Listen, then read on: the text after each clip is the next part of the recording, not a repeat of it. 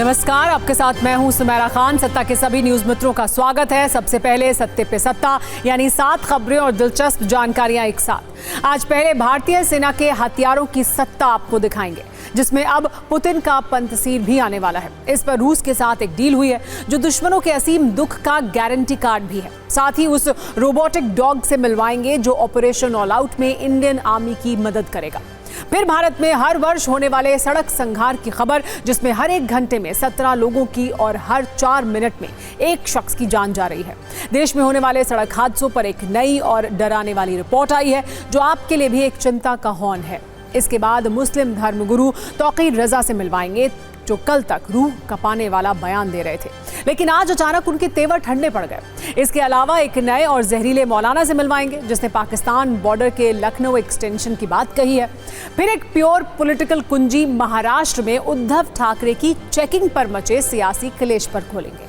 24 घंटे में दूसरी बार महाराष्ट्र में उद्धव के बैग और हेलीकॉप्टर की चेकिंग हुई, जिससे इंडिया गठबंधन के नेताओं का पारा चढ़ा है और इसकी गर्मी उनके बयानों में महसूस हो रही है। वैसे आज महाराष्ट्र से पीएम मोदी ने विपक्ष पर करप्शन को लेकर बड़ा हमला बोला। उन्होंने कहा, अघाड़ी मतलब भ्रष्टाचार के सबसे बड़े खिलाड़ी। इसका जवाब राहुल गांधी ने गोंदिया से दिया और कहा कि कांग्रेस की लड़ाई संविधान को बचाने की लड़ाई है और ये नफरत को मोहब्बत से बचाने का समय है। पीसीएस प्री और आरओ की परीक्षा को 2 दिन कराए जाने के विरोध में प्रयागराज में छात्रों का आंदोलन जारी है, जो अब राजनीतिक भी हो चुका है। अखिलेश यादव ने कहा है कि यूपी में अब योगी बनाम प्रतियोगी छात्रों का माहौल है। हालांकि डिप्टी सीएम केशव प्रसाद मौर्य ने इस पर चिंता जताई है और कहा है कि छात्रों की चिंता गंभीर है। और कल देश के 10 राज्यों में सत्ता का टेस्ट है। कल झारखंड में पहले चरण की 43 सीटों पर वोटिंग होगी। इसके अलावा 31 विधानसभा सीटों और वायनाड में लोकसभा सीट पर उपचुनाव भी होंगे। वायनाड से प्रियंका गांधी कांग्रेस की कैंडिडेट हैं। आज सत्ता की शुरुआत करते हैं कैसे पराक्रमी डिफेंस सिस्टम से, जो अपने आप में घातक हथियारों का चलता फिरता काफिला है, जिसकी हर चाल पर दुश्मन की मौत लिखी है, जिसका हर प्रहार तबाही के हस्ताक्षर कर देता है। नाम है पंसीर एयर डिफेंस सिस्टम। सत्ता के कई न्यूज मित्रों को ऐसा लग रहा होगा कि आखिर आज सत्ता की शुरुआत में ही इस डिफेंस सिस्टम की चर्चा क्यों हो रही है। इसकी वजह है वो डील जो भारत और रूस के बीच हुई है। ये एक ऐसी डील है जिसमें कूटनीति के विजय सूत्र भी हैं और मजबूत रक्षा शक्ति की झलक भी है। जिस तरह किसी फिल्म में हीरो के इर्द गिर्द पूरी कहानी होती है, ठीक उसी तरह भारत और रूस की डील का नायक पंसीर एयर डिफेंस सिस्टम है, जिस पर हमने शक्तिशाली कुंजी तैयार की है।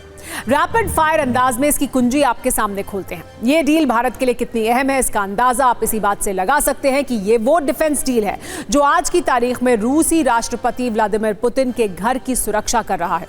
उनके घर के चारों तरफ ना तो परिंदा पर मार सकता है, ना दुश्मन मिसाइल मार सकता है। पंसीर सिस्टम पुतिन के घर को यूक्रेन के ड्रोन, मिसाइल और हवाई हमले से बचा रहा है। ये डिफेंस सिस्टम पुतिन के वालदाई लेक के पास बने घर से सिर्फ 3.7 किलोमीटर की दूरी पर तैनात है। ये किसी भी तरह के हवाई हमले को हवा में ही नाकाम करने की क्षमता रखता है और अब ये हथियार भारत के पास होगा। ये सिर्फ कूटनीतिक डील नहीं है, बल्कि दुनिया के 2 परम मित्र देशों की ज्वाइंट शक्ति का लेटेस्ट प्रमाण है। इससे हिंदुस्तान रक्षा क्षेत्र में और भी मजबूत होगा। इस डील की पूरी कहानी यह है कि हाल में ही भारत की डिफेंस कंपनी BDL यानी भारत डायनामिक्स लिमिटेड और रूस की हथियार कंपनी रोसोबोरोन एक्सपोर्ट के बीच डील हुई है। दोनों कंपनियों ने एग्रीमेंट साइन किया है, जिसके अनुसार दोनों मिलकर पंसीर एयर डिफेंस मिसाइल सिस्टम और मिसाइल एंड गन सिस्टम को डेवलप करेंगे। दोनों देशों के बीच इस डिफेंस सिस्टम के लिए समझौता गोवा में आयोजित 5वें भारत रूस इंटर गवर्नमेंटल कमीशन यानी IRIGC सब ग्रुप की मीटिंग के दौरान हुआ है। ये self propelled anti air missile defence system है। इसका असली नाम SA-22 ग्रे हाउंड है, लेकिन इसे पंसीर के नाम से जाना जाता है। बात भारत और रूस की मित्रता की हो रही है, तो यहाँ पर यह बताना जरूरी है कि भारत रूस से सबसे ज्यादा हथियार खरीदता है। भारत अपने कुल हथियार आयात का 36% रूस से ही खरीदता है। पंसीर एयर डिफेंस सिस्टम पिछले कई वर्षों से रूस की सुरक्षा कर रहा है, रूस के दुश्मनों को खत्म कर रहा है, रूस के राष्ट्रपति पुतिन के घर की हिफाजत कर रहा है। अब जब भारत के साथ इसको लेकर डील हो चुकी है, तो आपको इसकी शक्ति के बारे में जानना भी जरूरी है। पंसीर एयर डिफेंस सिस्टम इसका इस्तेमाल एंटी एयरक्राफ्ट आर्टिलरी सिस्टम के तौर पर होता है। मीडियम रेंज वाला ये डिफेंस सिस्टम सतह से हवा में मार करने में सक्षम है। दुश्मन के युद्धक विमान, हेलीकॉप्टर, क्रूज मिसाइल को मार गिराने में भी सक्षम है। दुश्मन की मिसाइल और यूएवी को मार गिराने की भी ये ताकत रखता है। ये कितना उपयोगी है ये भी जान लीजिए। ये रूस में संवेदनशील इमारतों की सुरक्षा में तैनात है। रूस में महत्वपूर्ण संस्थान, राष्ट्रीय मूल्य के अधिकतर स्थानों की सुरक्षा पंतसीर ही कर रहा है। रूस 2012 से इसका इस्तेमाल कर रहा है। सीरिया, यूक्रेन, लीबिया के युद्ध में रूस इसका पराक्रम दिखा भी चुका है। रूस में अब तक 200 से ज्यादा ये मिसाइल सिस्टम बनाए गए हैं। आप सोच रहे होंगे कि ये चलता कैसे है और कैसे ये दुश्मनों को सेकंडों में पहचान कर उसे नष्ट कर देता है। इस सिस्टम में कई ऐसी तकनीक मौजूद हैं, कई ऐसे हथियार हैं, कई ऐसे विस्फोटक हैं जो दुश्मनों को सोचने और बचने का मौका तक नहीं देते हैं। इसे 3 लोग मिलकर चला सकते हैं। इसमें 5 तरह की मिसाइलों का इस्तेमाल किया जा सकता है। ऐसी मिसाइलों से ये लैस होता है जो 4 से 6 सेकंड में ही दुश्मन को टारगेट कर और दुश्मन टारगेट को पहचान कर खत्म कर सकती हैं। इन मिसाइलों की रेंज 15 से लेकर 75 किलोमीटर तक होती है। मतलब इस दूरी तक कोई भी दुश्मन के आने का मतलब है उसके खात्मे की गारंटी। इसमें एंटी एयरक्राफ्ट गन भी होती है। ये हाई फ्रीक्वेंसी इंगेजमेंट रडार से भी लैस है। थर्मल इमेजिंग सेंसर से टारगेट सेट करने में ये सक्षम है। ये -50 डिग्री सेल्सियस में भी काम करता है। इसमें मौजूद मिसाइल का वजन 76 से 94 किलोग्राम तक होता है। लंबाई 10.37 फीट होती है। वॉरहेड के तौर पर मल्टीपल कॉन्टिन्यूअल रॉड लगाए जाते हैं। ये इतने खतरनाक होते हैं कि टक्कर के साथ ही विस्फोटक इससे फट जाता है। इन हथियारों का वजन 20 किलोग्राम होता है, जिसमें 5 किलोग्राम विस्फोटक भी शामिल है। इसके मिसाइल सिस्टम की एक यूनिट पर 30 मिलीमीटर की ऑटो कैनन लगी होती है। ये कैनन 1 मिनट में 700 राउंड फायर करता है। इसकी रेंज 4 किलोमीटर तक है। पंतसीर एयर डिफेंस सिस्टम की शक्ति से आपका परिचय कराने वाली एक वीडियो रील भी आइए आपको दिखाते हैं। इससे आप जान पाएंगे कि ये डील भारत के लिए कितनी अहम है और इसे भारत के दुश्मनों को असीम दुख देने की गारंटी क्यों कहा जा रहा है।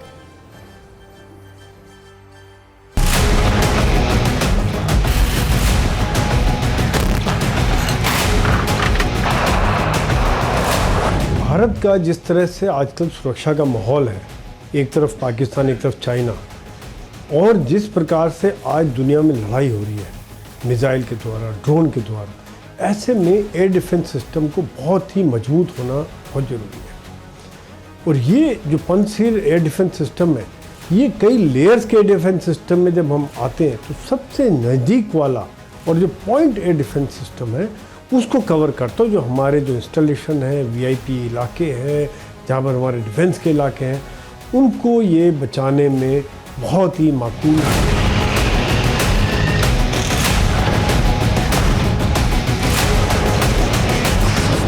जब एयर डिफेंस सिस्टम होते हैं लेयर्स में लगता है, कोई 70 किलोमीटर, कोई 150 किलोमीटर। फिर ये जो पंतसीर सिस्टम है, ये मिसाइल इसकी तकरीबन 15 किलोमीटर तक, और जो गन है वो 4 किलोमीटर तक वार कर सकती है। तो यानी कि अगर कोई दुश्मन का मिसाइल या ड्रोन या एयरक्राफ्ट, हेलीकॉप्टर, कोई बाकी डिफेंस सिस्टम को भेजते हुए बिल्कुल पास भी आ गया, तो उस समय में उस जो जगह को बचाने में ये आखिरी, जिसको कहते हैं, मोहरा साबित होता है, और वहाँ ये काफ़ी इफेक्टिव रहता है।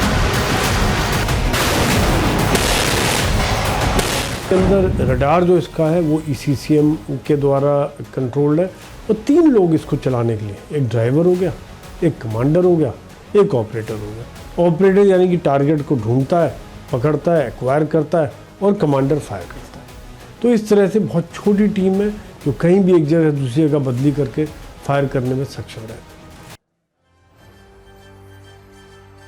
एक सवाल यह भी है कि पंतशीर कैसे भारत की रक्षा करेगा और आज क्यों इसकी जरूरत है। भारत की चिंता और चुनौतियों के हिसाब से देखें तो चीन और पाकिस्तान से बढ़ता हवाई खतरा इसकी बड़ी वजह है। पंतशीर एक ऐसा डिफेंस सिस्टम है जो पाकिस्तान के सारे हवाई हमलों को हवा में ही खत्म कर देगा। इसके अलावा ड्रोन और मिसाइल हमलों का खतरा भी टल जाएगा। देश के अहम इंफ्रास्ट्रक्चर और सैन्य ठिकानों की सुरक्षा होगी, ठीक उसी तरह जिस तरह पंतशीर रूस में कर रहा है। आपको बता दें कि भारत और रूस के बीच S-400 वाली दोस्ती के सबूत दुनिया देख चुकी है। 400 किलोमीटर की रेंज वाले S-400 की गिनती दुनिया के सबसे एडवांस्ड डिफेंस सिस्टम में होती है। भारत को रूस से कुल मिलाकर 5 S-400 मिलने वाले हैं, जिसमें से 3 की आपूर्ति हो चुकी है और भविष्य में 2 S-400 और मिलेंगे।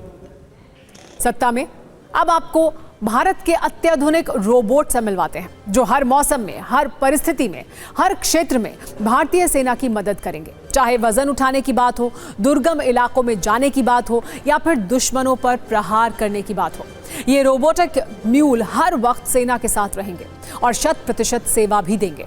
जम्मू कश्मीर में आतंकवाद के बढ़ते खतरे को देखते हुए भारतीय सेना में 100 रोबोटिक म्यूल को शामिल किया गया है। रोबोटिक म्यूल एक रोबोटिक डॉग की तरह है, जिसे युद्ध और सर्च ऑपरेशन के लिए डिजाइन किया गया है। ये रोबोट पानी के अंदर जा सकते हैं, नदी नालों को पार कर सकते हैं, ऊंचाई वाले क्षेत्रों में आसानी से जा सकते हैं, खड़ी पहाड़ियों पर चढ़ाई कर सकते हैं और तो और -40 से -55 डिग्री सेल्सियस तक के तापमान में भी ये काम कर सकते हैं। ये इलेक्ट्रो ऑप्टिक्स और इंफ्रारेड तकनीक से लैस हैं, जिसके जरिए किसी भी चीज की पहचान में इन्हें मदद मिलती है। सिर्फ 120 सेकंड की न्यूज रील में देखिए ये रोबोट कैसे सेना के लिए मददगार साबित होंगे।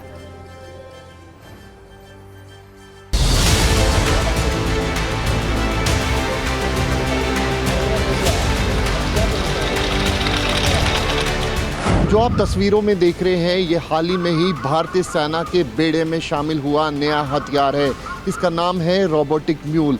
इस तस्वीरों में आप देख रहे हैं ये रोबोटिक म्यूल है और आप तस्वीरों में देखिए इसकी अगर खासियत की बात की जाए, ये तकरीबन 52 kg है और ये ऑपरेशन यानी कि आतंक का काल भी इसे माना जाता है। तकरीबन 3 घंटे तक ऑपरेशन टाइम में इसको इस्तेमाल किया जा सकता है। मैक्सिमम स्पीड की अगर बात की जाए तो 10 किलोमीटर पर आवर की इसकी स्पीड है।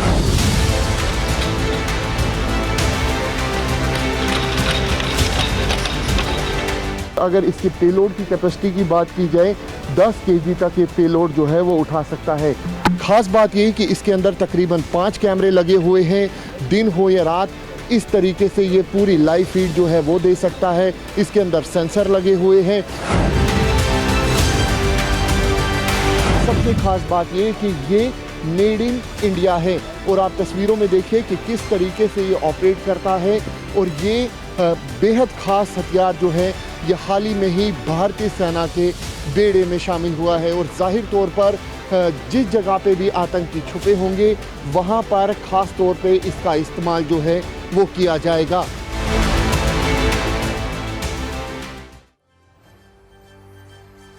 सत्ता में अब हम अपने न्यूज मित्रों को एक हादसे की तस्वीर और एक आंकड़ा दिखाने जा रहे हैं, जिसका विषय एक ही है और इन दोनों में गंभीरता का ऐसा हौन है जिससे सुनना बहुत आवश्यक है। कल देहरादून में देर रात एक हादसा हुआ है, जिसमें 6 नौजवान लड़के और लड़कियों की दर्दनाक मौत हो गई, जिसकी तस्वीरें हम आपको दिखा भी रहे हैं। लेकिन हमारे पास सड़क हादसों से जुड़ा एक नंबर भी है, जिसे सुनकर शायद आपको पहली बार में यकीन न हो। केंद्रीय सड़क परिवहन मंत्रालय ने एक रिपोर्ट जारी की है, जिसके अनुसार भारत में 2014 से 2023 के बीच 10 वर्षों में रोड एक्सीडेंट में 15,30,000 लोगों की मौत हुई है और यह आंकड़ा दुनिया की 45 देशों की आबादी से भी ज्यादा है। यानी दुनिया के 45 देशों में जितनी जनसंख्या नहीं है, जितने लोगों ने भारत में पिछले 10 वर्षों में सड़क हादसों में अपनी जान गंवा दी है। यानी भारत में वार्षिक सड़क संघार होता है। मौजूदा वक्त में सड़क हादसे भारत में सबसे बड़ी वार्षिक आपदा हैं। लेकिन चिंता की बात यह है कि इस पर आज भी लोग गंभीर नहीं हैं। सड़क परिवहन मंत्रालय की रिपोर्ट पर अगर गौर करें तो भारत में प्रतिवर्ष 1.5 लाख लोगों की मौत रोड एक्सीडेंट में होती है। इस लिहाज से भारत में रोज 411 लोग सड़क हादसों में मारे जाते हैं। हर घंटे 17 लोगों की जान इन सड़क हादसों में जा रही है और हर 4 मिनट के अंदर एक शख्स की जिंदगी सड़क हादसे में खत्म हो रही है। यानी आप कह सकते हैं कि मौजूदा भारत एक एक्सीडेंट प्रधान देश भी बन गया है, क्योंकि सड़क हादसों में दुनिया में होने वाली कुल मौत में अकेले 11% मौत भारत में होती है, जो सबसे ज्यादा है। और इसके पीछे सबसे बड़ी जिम्मेदार वजह है लोगों की लापरवाही और भारत की खराब सड़कें। चिंता की बात यह है कि वक्त के साथ इन हादसों में कमी नहीं आ रही है, बल्कि ये बढ़ते जा रहे हैं। 2004 से 2013 के बीच भारत में 12,10,000 लोगों की मौत रोड एक्सीडेंट में हुई, लेकिन 2014 से 2023 के दौरान ये हादसा 15 लाख को भी पार कर गया।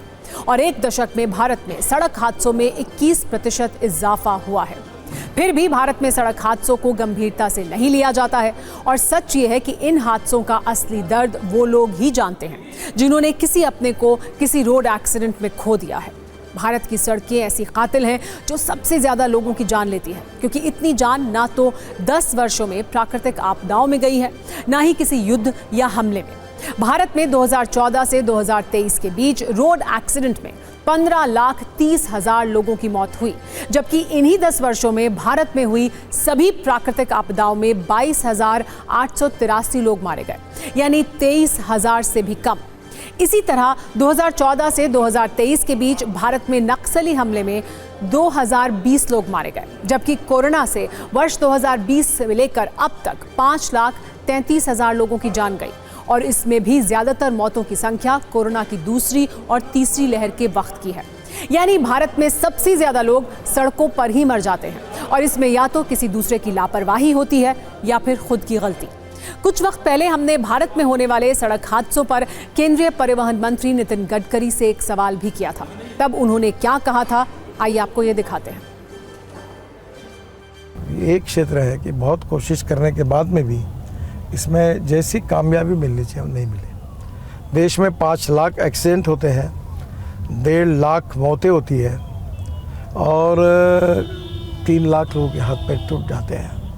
हम लोग बहुत कोशिश कर रहे हैं, इसमें ऑटोमोबाइल इंजीनियरिंग में हमने काफ़ी सुधार किया, फिर इसके इन्फोर्समेंट में रोड सेफ्टी का नया बिल लाया, उसके कारण भी काफ़ी बड़े प्रमाण पर कानून में सुधार किया। पर एक बात मैं स्वीकार करता हूँ कि इसमें वर्ल्ड में हम हाईएस्ट है एक्सीडेंट में, और मरने वाले 1.5 लाख लोगों में 18 से 34 वयोगट की 60% लोग हैं। इसमें लोगों का जो ह्यूमन बिहेवियर है, कानून के प्रति डर भी नहीं और सम्मान, लाल दिया दिखा तो रुकना चाहिए, लेन डिसिप्लिन का पालन करना चाहिए, ड्राइविंग लाइसेंस लेना चाहिए। अब भारत में होने वाले इस वार्षिक सड़क संघार पर कुछ और सत्ता की कुंजी खोलते हैं। हर 10,000 किलोमीटर पर सड़क हादसों में जितने लोग भारत में जान गंवाते हैं, दूसरे देशों में उसका आधा भी नहीं है। आंकड़ों के अनुसार देश में सड़क दुर्घटना में होने वाली मौतों की दर प्रति 10,000 किलोमीटर पर लगभग 250 है, जबकि अमेरिका में ये संख्या 57, चीन में 119 और ऑस्ट्रेलिया में 11 है। यानी भारत सड़क हादसों का चैंपियन है और यकीन मानिए यहाँ चैंपियन बनना बिल्कुल भी गर्व की बात नहीं है, बल्कि चिंता का विषय है। वैसे इन हादसों का एक और कारण हो सकता है और वो है गाड़ियों की बढ़ती संख्या और रोड नेटवर्क। भारत में गाड़ियां तो फुल स्पीड में बढ़ रही हैं, लेकिन सड़कों का विस्तार उस रफ्तार से नहीं हो रहा है। एक रिपोर्ट के अनुसार भारत में 2012 में कुल रजिस्टर्ड वाहनों की संख्या 15 करोड़ 90 लाख थी, जो 2023 में बढ़कर 34 करोड़ से ज्यादा हो गई, यानी डबल हो गई। जबकि 2012 में भारतीय सड़कों की कुल लंबाई 48,60,000 किलोमीटर थी, जो 2023 से 66,71,000 किलोमीटर हुई है। मतलब जिस अनुपात में गाड़ियां बढ़ी, उस अनुपात में सड़कें नहीं बढ़ी। 2022 में एनसीआरबी यानी नेशनल क्राइम रिकॉर्ड ब्यूरो ने अपनी रिपोर्ट में यह भी बताया था कि इन हादसों की वजह क्या होती है, यानी सबसे ज्यादा हादसे कैसे होते हैं।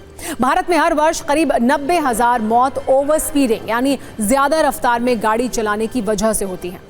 रैश ड्राइविंग और गलत तरीके से ओवरटेक जैसी गलतियों को एक साथ जोड़ लिया जाए तो औसतन 20 से 25% यानी 35,000 मौत होती हैं, जबकि 6% मौतें रॉन्ग साइड ड्राइविंग से होती हैं। ये आंकड़े आज उन लोगों को जरूर नोट करने चाहिए जो सड़क पर ट्रैफिक नियमों के उल्लंघन को अपनी शान समझते हैं, जिनके लिए किसी इंसान और उसके परिवार को एक टक्कर में मिटा देना शायद कोई खास बड़ी बात ना हो।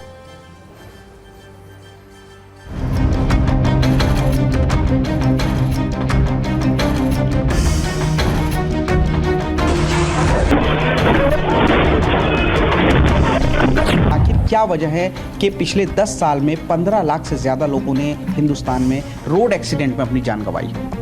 उसका जो सबसे महत्वपूर्ण जो बिंदु ये है कि पिछले 10 साल में जो क्वालिटी ऑफ रोड्स बहुत इम्प्रूव हो गया है।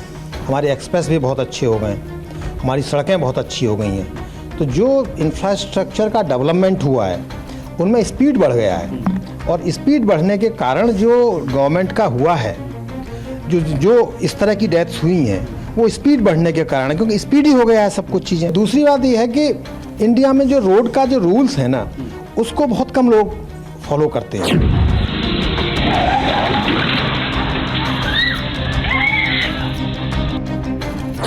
उसमें लोगों को एजुकेट करते हैं, नंबर 1।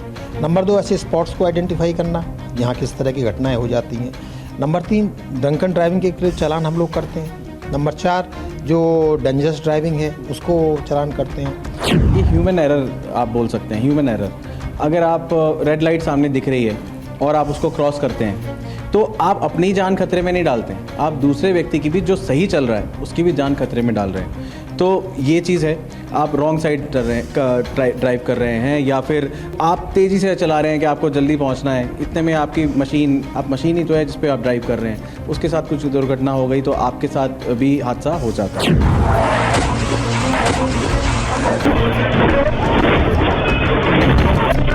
में लोगों की लापरवाही बहुत ज़्यादा है, क्योंकि दिल्ली जैसे शहर में सिर्फ लोगों को सिर्फ भागना है। अब बस भागना है कि अभी सुबह होगा तो ऑफिस जाने की जल्दी है, स्कूल जाने की जल्दी है, शाम को आते टाइम घर जाने की जल्दी है, तो इसी आनन फान में रोड एक्सीडेंट बहुत ज़्यादा हो रहे हैं।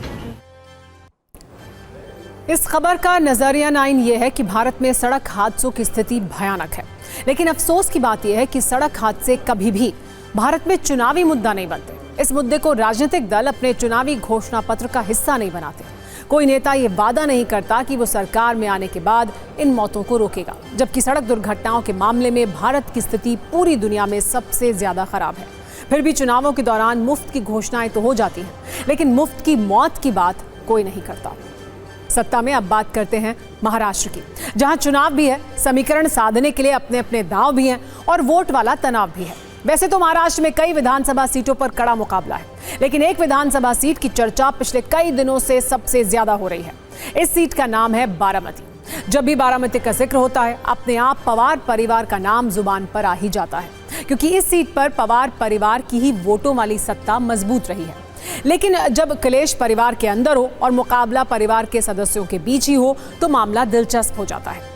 महाराष्ट्र के बारामती में एक तरफ शरद पवार के भतीजे अजित पवार 8वीं बार अपने परंपरागत बारामती विधानसभा क्षेत्र से चुनाव लड़ रहे हैं, वहीं दूसरी ओर उनके चाचा शरद पवार ने बड़ा दांव चलते हुए अजित पवार के विरुद्ध अजित पवार के ही सगे भतीजे युगेंद्र पवार को मैदान में उतार दिया है। तो ये लड़ाई राजनीतिक मोर्चे पर ही नहीं बल्कि पारिवारिक मोर्चे पर भी बड़ी हो गई है।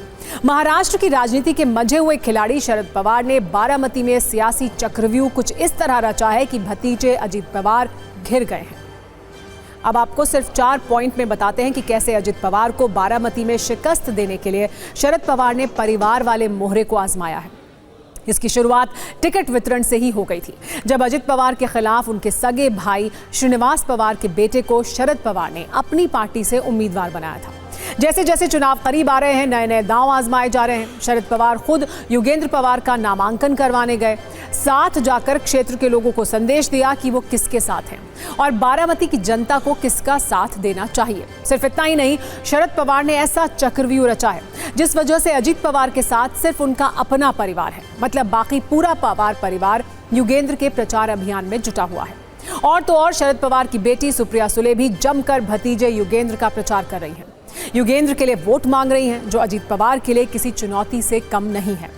चाचा और भतीजे में लड़ाई की कहानी सिर्फ बगावत कर अलग पार्टी बनाने वाली नहीं है, बल्कि हाल के लोकसभा चुनावों में भी मतभेद देखने को मिला था, जब बारामती लोकसभा सीट पर अजित पवार ने सुप्रिया सुले के खिलाफ अपनी पत्नी को चुनावी मैदान में उतारा था।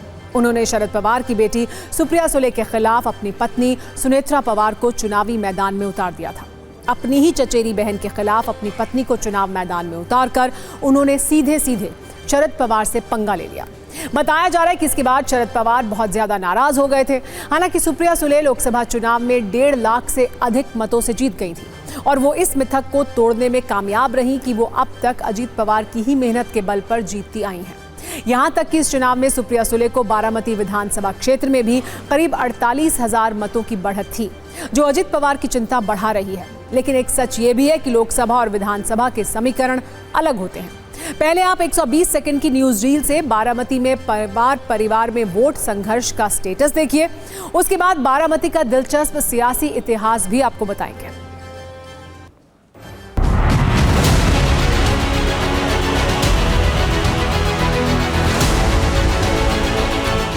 निश्चित रूप से वो पवार परिवार के हैं और वहाँ की जनता इस बात को जानती है कि अजीत दादा पवार वायदे और इरादे के पक्के राजनेता हैं। तो मुझे नहीं लगता कि आदरणीय शरद पवार जी ने जो ये चक्रव्यूह जो रचा है इसमें किसी प्रकार की उनको कोई सफलता मिले। अजीत पवार समझे थे वो स्वयं के ताकत के नेता बन चुके हैं, बट लोकसभा के चुनाव में साबित हुआ कि अजीत पवार आज भी स्वयं स्थापित नेता नहीं है। वो कहीं ना कहीं पवार साहब के ऑरा और पवार साहब की ताकत पर ही वो स्थापित थे। तो योगेंद्र पवार उनके सामने बिल्कुल बच्चे हैं, उनका कोई भी वहां पर काम नहीं है। अजीत पवार जी का जो असली मुकाबला है वो अजीत पवार विरुद्ध उनके चाचा शरद पवार के विरुद्ध में ही होने जा रहे हैं। विधानसभा के चुनाव में जो भारतीय जनता पार्टी मात्र अजीत पवार को इसलिए वापरना चाहती है कि वो एनसीपी की वोट को डिवाइड कर सके। विधानसभा के चुनाव के बाद में अजीत पवार मात्र वोट कटुआ पार्टी के रोल में नजर आएंगे। कहानी का निष्कर्ष यह है कि शरद पवार ने अपने 60 वर्ष के राजनीतिक जीवन में जो संबंध और जनता से जो संपर्क बारामती में बनाया है, वो उस सब का उपयोग इस समय योगेंद्र को जिताने के लिए कर रहे हैं, यानी अपने भतीजे अजीत पवार को हराने के लिए कर रहे हैं। बारामती और शरद पवार का राजनीतिक रिश्ता बहुत पुराना रहा है। शरद पवार ने शुरू से ही अपनी राजनीति को धार देने के लिए पुणे जिले की बारामती विधानसभा सीट को चुना। बारामती के ग्रामीण इलाकों में शरद पवार को बड़े साहब कहा जाता है। बारामती सीट 1962 में अस्तित्व में आई थी। यहाँ के पहले चुनाव में कांग्रेस के टिकट पर मालतीबाई शिरोले को जीत मिली। पहले चुनाव को छोड़ दिया जाए तो ये सीट हमेशा से पवार परिवार के दबदबे की वजह से जानी जाती है। बारामती सीट पर लगभग 3 दशक से पवार फैमिली का कब्जा है। लोकसभा और विधानसभा चुनावों में बारामती से पवार फैमिली के प्रत्याशी को जीत मिलती रही है। बारामती सीट से 1967 के विधानसभा चुनाव में 27 साल की उम्र में शरद पवार पहली बार मैदान में उतरे और वो विजयी रहे। कांग्रेस के टिकट पर शरद पवार ने 1967 के बाद 1972 और 1978 में जीत हासिल कर अपनी हैट्रिक बनाई। इस बीच देश की सियासत में बड़ी हलचल हुई और कांग्रेस में विभाजन हो गया। वो 1978 में भारतीय राष्ट्रीय कांग्रेस यू के साथ चले गए और नई पार्टी के टिकट पर चौथी बार विजयी हुए। 1985 के चुनाव में भी उन्हें बारामती में जीत मिली। बारामती विधानसभा सीट पर 1990 में उन्होंने आखिरी बार चुनाव लड़ा और कांग्रेस के टिकट पर छठी बार जीत दर्ज की। अजीत पवार ने बारामती में शरद पवार से मिली विरासत को आगे बढ़ाया। 1993 के विधानसभा चुनाव में पहली बार अजीत पवार इस सीट से मैदान में उतरे थे। तब से लेकर अजीत पवार बारामती विधानसभा चुनाव यहीं से लड़ते और जीतते आ रहे हैं। अजीत पवार 2019 के चुनाव में इसी सीट से चुनाव लड़े थे। अजीत पवार ने उस समय बीजेपी प्रत्याशी को 1.65 लाख वोटों से हराया था। अब बात करते हैं महाराष्ट्र के दूसरे सियासी कलेश की, जो पूर्व मुख्यमंत्री और यूबीटी के प्रमुख उद्धव ठाकरे के बैग और हेलीकॉप्टर की चेकिंग पर छिड़ा हुआ है। महाराष्ट्र में 24 घंटे में दूसरी बार उद्धव ठाकरे की चेकिंग पर नई सियासी चिंगारियां निकल रही हैं, जिसकी गर्मी आप उद्धव ठाकरे के गुस्से और नेताओं के बयानों में महसूस कर सकते हैं। इस पर हमने एक प्योर पॉलिटिकल वीडियो कुंजी तैयार की है। कल यवतमाल के वनी एयरपोर्ट के बाद आज जब उद्धव ठाकरे उस्मानाबाद में औसा सीट पर चुनाव प्रचार करने पहुंचे तो चुनाव आयोग के अधिकारियों ने पहले उनका हेलीकॉप्टर चेक किया और फिर उनके बैग की तलाशी ली और ये देखकर उद्धव भड़क गए। उन्होंने कल की तरह आज भी इस पूरी घटना का वीडियो बनाया। चुनाव आयोग के अधिकारियों का आई कार्ड चेक करने लगे, उनसे अपॉइंटमेंट लेटर मांग लिया और ये तक पूछ लिया कि जेब में पैसे कितने हैं। हम आपको सबसे पहले उद्धव ठाकरे का आज का वीडियो दिखाते हैं जो उन्होंने खुद रिकॉर्ड किया है। फिर इस चेकिंग पर शुरू हुआ सत्ता का क्लेश भी दिखाएंगे। काय नाव तुमचं? माझं अमोल गाठे नाव आहे साहेब. कुठे राहणार आहे? मी मूळचा अमरावतीचा. अमरावतीचा. जी सर. ठीक आहे. कोणाकोणाच्या हातावरून बॅग तपासले? आता जस्ट नाही माझी तपासता बरोबर आहे. माझ्या आधी कोणाची तपासली? पहिलाच दौरा तुमचा. कोण हो माझा पहिला आहे पण माझ्या आधी कोणत्या राजकीय नेत्याची तपासले?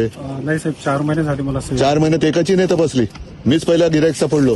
नाही साहेब असं काही नाही. तुमची बॅग नाही माझी तपास तुम्ही मी तपासायला अडवत नाही तुम्हाला, पण माझी एक बॅग तपासताना तुम्ही आतापर्यंत मिंद्याची तपासली का? देवेंद्र फडणवीसची तपासली का? अजित पवारची, मोदींची तपासली का? अमित शहाची तपासली? साहेब अद्याप नाही अद्याप आले नाहीत. नाही आले तर मला तपासलीचा व्हिडिओ पाठवायचा. हो साहेब नक्की. ठीक आहे नक्की साहेब. हा तुमच्या सगळ्यांचं मी करतोय. मोदींची बॅग तपासतानाचा मला तुमचा व्हिडिओ आला पाहिजे. हो साहेब. हा तिकडे तुम्ही शेपूट नाही घालायची.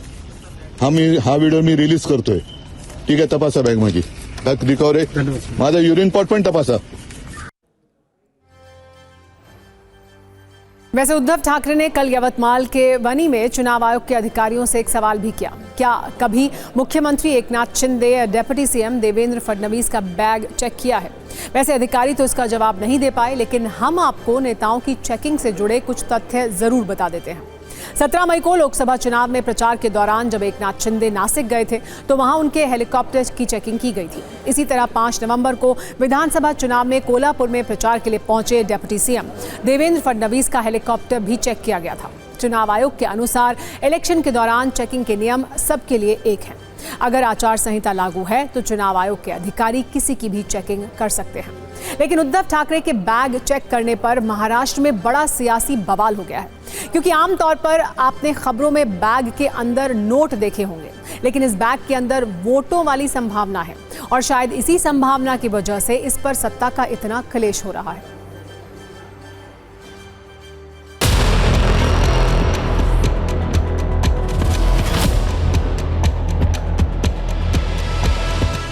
पंतप्रधान असो, अमित शाह असो, देवेंद्र असो, अजित पवार असो, यांच्या बॅगा जर का निवडणूक अधिकारी तपासणार नसतील तर महाविकास आघाडीचे कार्यकर्ते तपासतील. आणि तिथे मात्र पोलिसांनी मध्ये यायचं नाही, निवडणूक आयोगाने मध्ये यायचं नाही.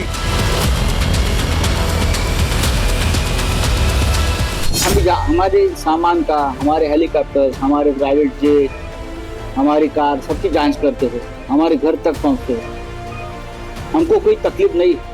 लेकिन महाराष्ट्र के चुनाव क्षेत्र में जहां एकनाथ शिंदे, बीजेपी, अजित पवार चुनाव लड़ रहे, वहां 25-25 करोड़ पहुंच गए। कभी कभी ठीक ठाक बातें करनी चाहिए। अगर आप ईमानदारी से काम कर रहे हैं तो पैसा नहीं है तो दिखाइए। मैंने तो सुना है कि कुछ दिन पहले शिंदे साहब का भी बैग चेक हुआ था। बहुत कोशिश किया जा रहा है, डराने की कोशिश की जा रही है, धमकी देने की कोशिश की जा रही है, पैसों का भरपूर इस्तेमाल किया जा रहा है, पर जनता हमारे साथ। शायद श्रीमान उद्धव ठाकरे जी की याददाश्त कमजोर है।